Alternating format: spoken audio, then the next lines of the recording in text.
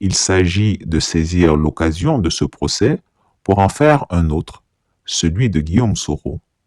Si son ancien aide de camp a été arrêté, Abidjan pense détenir un personnage sensible au fait de tous les secrets de l'ancien Premier ministre et ancien président de l'Assemblée nationale. Ses hommes, son réseau, ses alliances, ses émissaires, son trésor de guerre, ses cachettes, etc. Le commandant Abdoulaye Fofana est censé tout savoir et surtout tout dire. Mais hélas, l'examen minutieux du dossier révèle des failles béantes. Aucune preuve tangible ne vient étayer les accusations de complot contre l'État ou de constitution de bandes armées attribuées au commandant Abdoulaye Fofana. Encore moins un quelconque lien de collusion avec Guillaume Soro. Grâce à ses contacts dans le milieu judiciaire, Chris Yapi a pu avoir accès à l'ensemble du dossier d'accusation, et c'est à mourir de rire. Tout est vide et ne repose sur rien.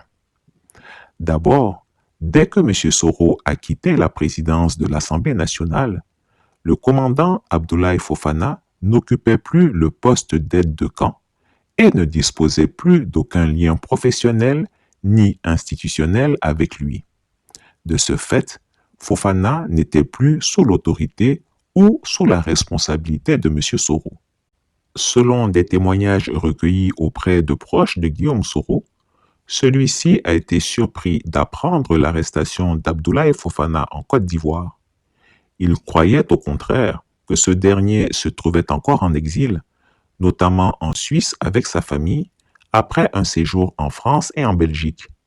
Il ignorait donc qu'il avait décidé de rentrer clandestinement en Côte d'Ivoire pour aller voir son père malade, lequel est d'ailleurs décédé quelques mois après l'arrestation de son fils.